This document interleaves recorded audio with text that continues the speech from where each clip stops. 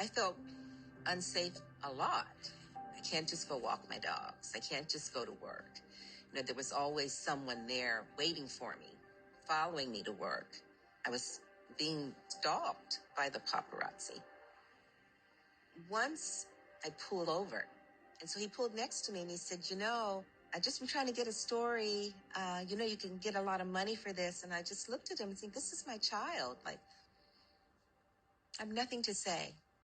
The story that keeps resurfacing about Doria Ragland, the quiet, steady, dignified mother of Meghan Sussex, has become one of the clearest examples of what true loyalty looks like in a world where tabloids will do anything to manufacture drama.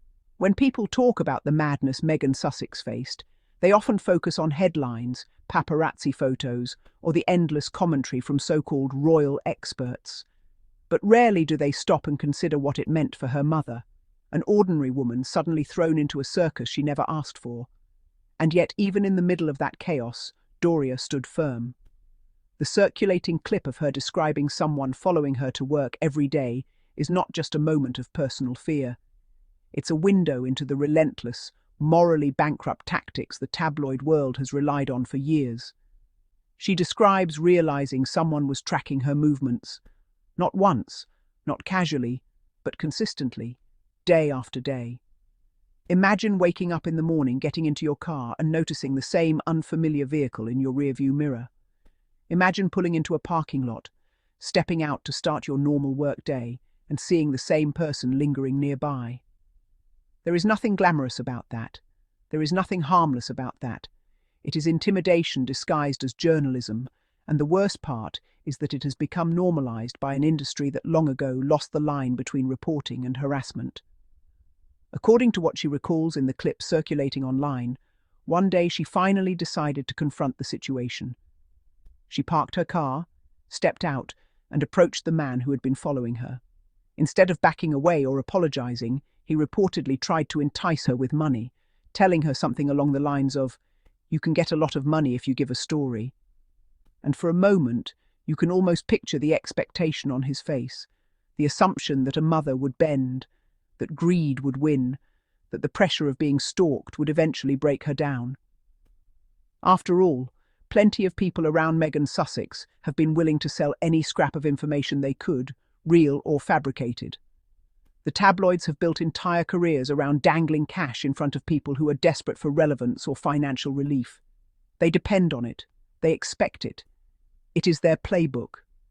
But Doria Ragland was not like the others. She wasn't interested in money, attention, or validation. She wasn't interested in becoming a tabloid character or benefiting from the circus that was forming around her daughter. She said she simply looked at the man and responded with absolute clarity, "This is my child. I have nothing to say." That sentence, short and steady, is the kind of line that exposes the entire tabloid industry for what it is. Because while some parents sell their children out for a headline, a check, or a moment on television, Doria chose silence. She chose respect. She chose loyalty over profit every single time. The tabloids have spent years portraying themselves as champions of the public's right to know, as though they're performing some noble service. But the truth is that many of their most aggressive tactics rely on exploitation. They don't just report on chaos, they create it. They don't just cover family disputes, they manufacture them. They don't just observe people's lives, they invade them. And the moment Meghan Sussex entered the public eye, they were ready to pry into every person connected to her, co-workers, neighbours, extended family, and of course, her mother. And yet, the person who had the closest proximity to her, the person who could have cashed in instantly, refused. Not only refused, but refused with dignity. Doria didn't insult anyone. She didn't lash out. She didn't make herself a martyr. She just chose to protect her daughter, and that simple act made her a threat to a system that thrives on betrayal. What makes the story even more powerful is how calm Doria seems when she talks about it. There's no outrage, no theatrical retelling, no attempt to shock the audience. She's almost matter-of-fact, as though being followed to work, approached, pressured, and offered money for her daughter's private life was just another day in the life of someone connected to Meghan Sussex. That calmness reflects a woman who understood the game and refused to play it. She knew who she was. She knew who her daughter was. And she wasn't about to let a tabloid define either of them. It's no wonder Meghan speaks about her mother with such admiration. When the world was turning upside down, when strangers were digging into her past, when headlines were shifting from curiosity to obsession, Doria remained the one person who never wavered. It's easy to praise someone publicly, but loyalty is measured in silence, in the things people don't say, in the stories they don't sell, in the confidential moments they don't use as currency. Doria embodies that kind of loyalty. And that's exactly why tabloids could never stand her. She broke their formula. She denied them the access they were counting on. She refused to give them the narrative they wanted. And instead of bending under pressure, she stood firmer, becoming an obstacle they couldn't manipulate. And so, as the years passed and other voices surrounded Meghan Sussex, voices selling interviews, emails, rumours and opinions, Doria's refusal became even more significant. Because when you look at the landscape of Meghan's story, almost every negative headline can be traced back to someone who decided money or attention mattered more than family. But Doria never joined that parade.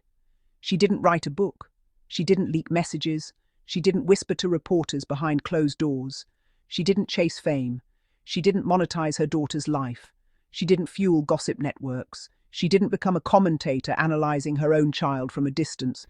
She remained a mother, not a participant in the spectacle. That kind of discipline takes strength. That kind of integrity takes character. And that kind of silence takes love. There's a great irony in all of this. Tabloids chased Doria looking for a story, but the real story was always her refusal to give them one. Her silence spoke louder than any interview ever could. And now, years later, the resurfaced clip has become a reminder of something the tabloids could never control: dignity. Because despite all their power, their reach, their money, and their manipulative tactics, they couldn't break her. They couldn't buy her. They couldn't twist her into one of their narrative props. And that's what exposes the hollowness of the tabloid machine. They depend on greed. They depend on conflict. They depend on people willing to betray each other. They thrive on the weak spots of human behavior. But Doria didn't give them that. She denied them their favorite resource: personal betrayal. It also makes people rethink how Meghan Sussex has been portrayed over the years. The tabloids have tried to paint her as calculating, manipulative, or dramatic. But if she were truly the villain they built in headlines, wouldn't her own mother have been the first to sell her out? Instead, the opposite is true. The person who knows her best is the one who shut down every attempt to exploit their relationship. That speaks volumes, louder than any tabloid ever could. And it forces people to confront an uncomfortable truth. Maybe the problem has never been Meghan. Maybe the problem has been the industry obsessed with tearing her down. The same industry that followed her mother to work. The same one that dangled money in front of her. The same one that hoped greed would win. But greed didn't win. Love did. And that's why this story matters so much today. Because in a world where people betray each other for likes, clout, or a few $1,000s, Doria stood up and said, "This is my child. No drama, no negotiation, no hesitation." That sentence should be framed and hung on the wall of every newsroom that ever tried to manipulate her, because it represents everything tabloids can't understand: familial loyalty that cannot be bought. And it represents everything Meghan Sussex has had to fight for: privacy, humanity, and the right to be supported instead of exploited. So when people see the clip today, they aren't just watching a mother describe a creepy encounter. They're watching a woman who outsmarted an entire industry through nothing more than integrity. They're watching a lesson in boundaries from someone who was never supposed to be in the spotlight, but handled it better than most celebrities ever have. And they're watching a reminder that in the face of greed, ethics still matter. Doria Ragland remains the blueprint of what a supportive parent looks like, not because she makes statements or appears in magazines, but because she knows when to keep quiet and when to protect what matters. She stood by her daughter, not for fame, not for money, not for validation, but because that's what true mothers do. And no tabloid tactic, no amount of pressure, and no financial offer could ever corrupt that core value. In the end, the tabloids exposed themselves, not Doria, and she walked away with her integrity untouched. That's why people admire her now. That's why the resurfaced clip is resonating so deeply. And that is why, even after everything, Doria remains the quiet, unwavering symbol of love that Meghan Sussex always needed and always had.